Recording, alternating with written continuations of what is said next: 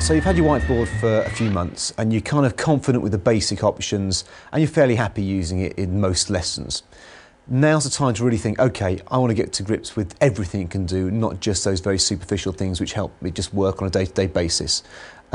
Think to yourself, okay, how can I really come up with a really high quality lesson using this really exciting resource? How can teachers get the most out of their whiteboard? Simon Botton is an experienced user and trainer. He's been working with the whiteboard for over 5 years. Here, we'll see him apply an extensive range of whiteboard techniques in geography, history, maths and literacy. And we'll see one of his colleagues as he extends the capacity of the whiteboard with imaginative use of simple software.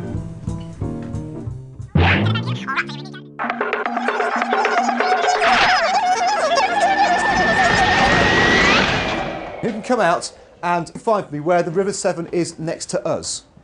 Who can show where we are on that map? Your interactive whiteboard is just that, an interactive whiteboard. You've got to try and get the children involved, and that means getting the children out their seats and getting them interactive. Have a go, just have a stab at it, doesn't matter where. Fantastic. We're in Gloucester. I use this in my geography lesson where the children came up and actually manipulated the map so they are following the River Severn up to its source. Here it is. Now it starts off really big. It's easy to see that, isn't it? It's massive. But it gets a bit smaller and we have to really keep on the trail if we're not going to lose it. Who can come and move our map this way for me? Polly. Okay, I could have the children sat behind their desk doing this with atlases, but for them to come up, it made it a memorable experience for them. It made them something where they were interacting with the map. They could see the map moving, and I couldn't do that in any other way. Is there anywhere it's passed yet? Can I say where it's passed? Any towns it's passed? Matthew? Sharpness. Brilliant. Okay, a lot of work's been done on accelerated learning techniques, and one of the things that comes out in the accelerated learning cycle is if you get the children to demonstrate their understanding, what you're actually doing is reinforcing that understanding and helping bring it to a deeper level. So by getting the children out to actually speak through what they can do, then you are helping them understand better. In this geography lesson, it allowed them to check their understanding as to whether they were right or not in labelling the features. It allowed them to take risks. If they were wrong, we could quickly erase it. It wasn't permanently on the page in their book. And it got everybody thinking, well, what goes there? Does this go there? And they all wanted to come out and put the letter in. So it made them think, do I understand this myself? Am I right before I put my hand up?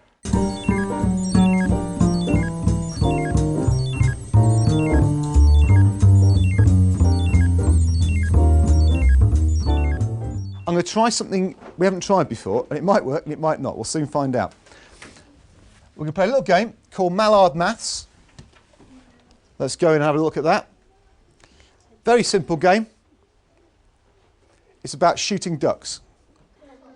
In the numeracy lesson, I wanted to start by getting the children really excited about what they were doing. So I decided to use the mental oral starter, a game off the internet. And I didn't want to have to be faffed moving from the platform, closing that down, opening up the internet and doing all that sort of thing. So I used a hyperlink and I used a picture to make the hyperlink. It means you can just hop from one thing to the other very quickly, very nimbly, and it keeps the pace of the lesson up the whole time. You haven't got those dead moments in that lesson.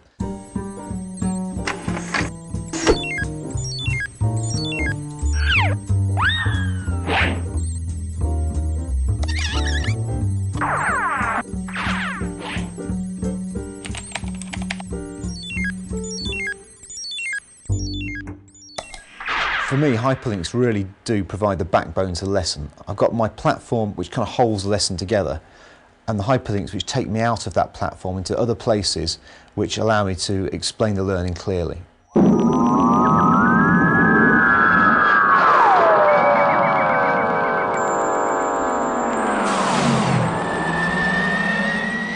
So, we know the story of the break with Rome. You've got your notes in front of you. You did some instructions on that the other day in literacy, which you did brilliantly.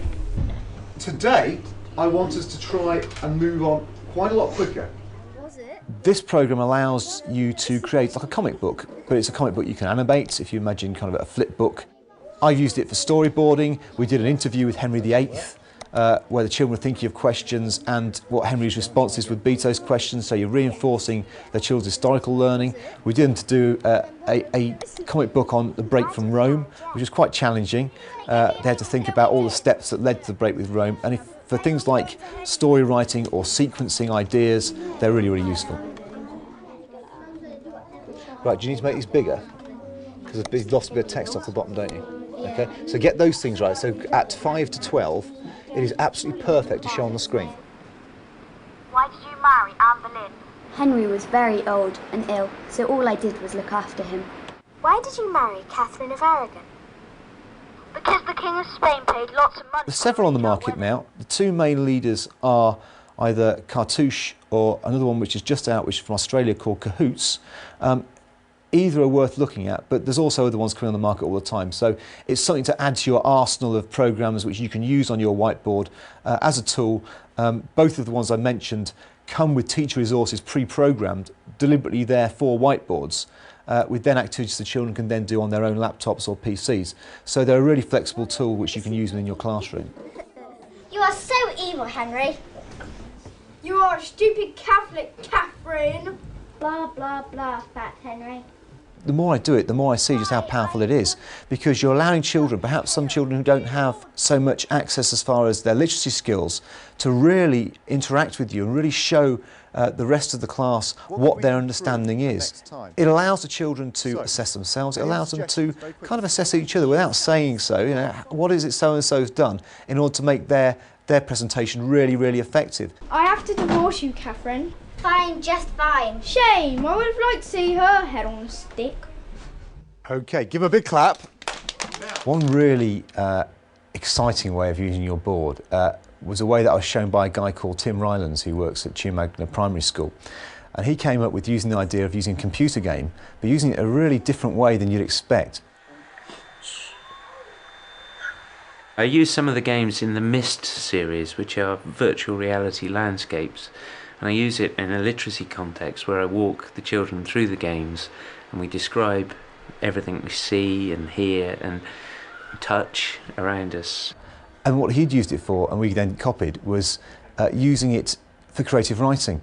So giving these worlds where children can explore, they can look up, they can look down, they can look left, they can look right, the sound effects in the background, it really draws them in. You only have to look at their faces while they're doing it, and they're absolutely immersed in this activity. What I like to do is to really create an atmosphere within the room. We turn all the lights off and the music up so that we, again, become washed in the environment. I'm just going to take a walk outside and look around. What do you notice today? What do you notice about the weather here today? I use the whiteboard, but I sit amongst my children with the laptop so that it's a shared experience. Sometimes I get the children to actually operate the mouse. They dictate the pace that we move through. Sometimes, like for example today, we were looking at paragraphs, and it can be broken down to even turning to look in a different direction, or perhaps picking up an object. All those things are great for picking apart when to start a new paragraph. Keep writing, folks, the rest of you. By using these imaginary worlds, you're given a common sort of visual vocabulary, if you like.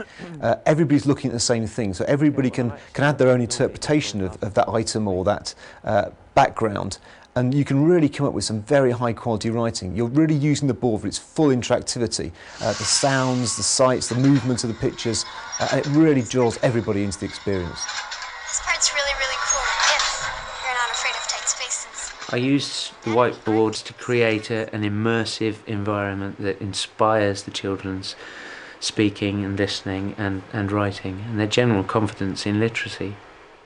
Okay, who'd like to read a little bit about what they wrote, perhaps including a really good positional or a... Jess? Ahead lay a tower of pale dry rocks looming over me, the wind making all the lush green plants sway. I noticed also that there was a large lake flowing past, two small huts, one billowing smoke. What I was really surprised about when I tried it with my class was just the quality of writing was astounding, to the point where I had some Year 5 pupils producing Level 6 work, which I've never seen before. I cannot recommend it strongly enough. There's all sorts of different computer games you can try. There's some free ones you can get on the net. It's just a really good approach, and I honestly, try it with your class and you'll be amazed by the results.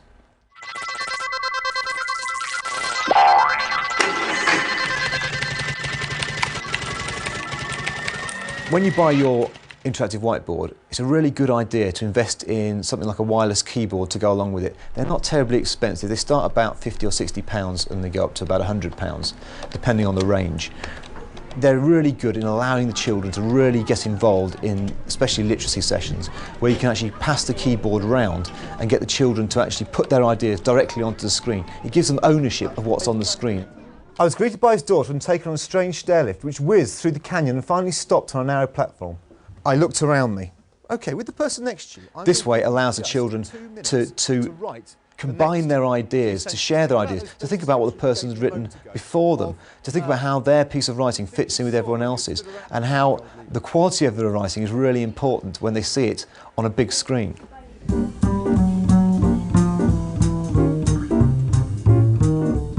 Stared at me. Oh, nice.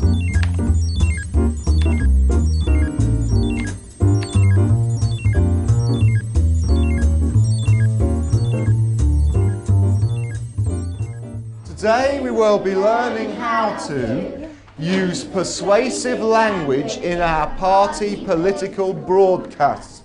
That's a mouthful. We use these little digital video cameras a lot in school. They're very good, they're very robust, they're about £90 each, and they're perfect for what we want to do. In this particular lesson we were making their own party political broadcast. Now, in recent times you'd have had to do that in front of a class of children, which we still will do. We'll actually have the children doing live talks in front of the children, because that's a really important skill. But this is a kind of nice halfway house. It's perhaps a bit less threatening than standing up in a whole room full of people. But it makes the children really think about their speaking and listening skills quite carefully, and then they can actually see themselves. And it kind of draws to their attention. OK, maybe I'm muttering here, or maybe my body language or expression isn't quite right. And it helps with all sorts of curriculum areas. We use them all right across the curriculum. We use them for maths. A nice trick is to get the children to go and explain a mathematical concept using them. Every single subject you can think of. Hello, and welcome to Party of Great Britain's political party broadcast. We believe that school should be a better place. 100% want more fun lessons. Everyone who has dinners want more healthy ones. Class pets is essential because it will keep the students not lonely. Another nice thing about them is you're not mucking about with lots of wires at the end, and perhaps if you're looking for a way into digital video, this is a good way, because literally all you do, you get this little docking station with it, which you plug into one of your USB ports. So it's incredibly simple. Once you've got it plugged into your computer, you literally just stick the camera straight on the stand. The video appears on the screen, a couple of seconds, downloads straight into it. It also takes live pictures like we've got here. And what you've got then is all your videos just ready to show there and then. Another way of using these films, once you've got the video, you can then save it as an AVI file, and then put it into PowerPoint. You can put it straight into your whiteboards rather than messing about with this software. You could just use it as a film that you've made inside your whiteboard. Hello, and welcome to Party of Great Britain's political party broadcast. We believe that school should be a better place. It's great, isn't it? Who'd have thought we could do this even just 2 years ago? But one final point. These are a really powerful tool which are really going to enhance the way we work. But we've got to remember they're there to support our teaching and not to replace all the great things we've done in the past. So keep doing all those great things we did in the past and use these to really enhance your lessons. So vote for us now!